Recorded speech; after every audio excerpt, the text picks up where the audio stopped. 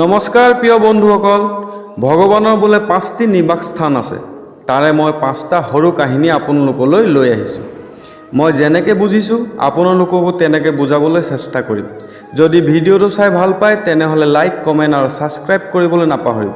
আহক এতিয়া ভিডিঅ'টো আৰম্ভ কৰোঁ। ব্যাসদেৱে শিষ্যগণক ক'লে, মই তোমালোকক ধৰ্মৰ 5টি উপাখ্যান শুনাম। সেই 5টিৰ ভিতৰত এটা অনুষ্ঠান কৰিলে মানুহে স্বৰ্গ আৰু মোক্ষ লাভ কৰিবলৈ সক্ষম হয়। মাতা পিতাৰ পূজা, পতিৰ সেৱা, সকলোৰে প্ৰতি সমভাৱ, মৃত্যুৰ সৈতে শত্ৰুতা নকৰা আৰু ভগৱান বিষ্ণুৰ ভজনা কৰা। এই 5টি হ'ল মহাযজ্ঞ। দৰ্শকসকল, মাতা পিতা পূজা কৰি মানুহে যি ধৰ্ম কৰে সেয়া এই পৃথিৱীত শত শত যজ্ঞ আৰু তীৰ্থযাত্ৰাৰ দ্বাৰাও লাভ কৰিব নোৱাৰি।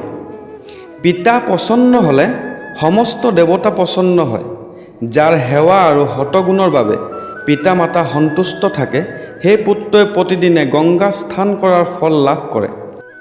মাতা সৰ্বতীৰ্থময় আৰু পিতা সমস্ত দেৱতাসকলৰ স্বৰূপ।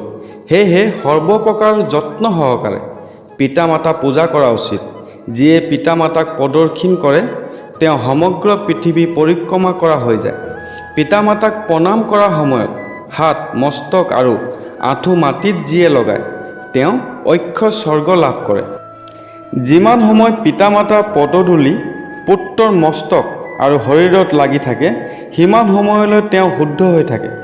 যি পুত্ৰই পিতা মাতাৰ চৰণ কমলৰ জল পান কৰে তেওঁ কোটি কোটি জন্মৰ পাপ বিনাশপ্ৰাপ্ত হয়। সেই ব্যক্তি জগতত ধন্য হয়।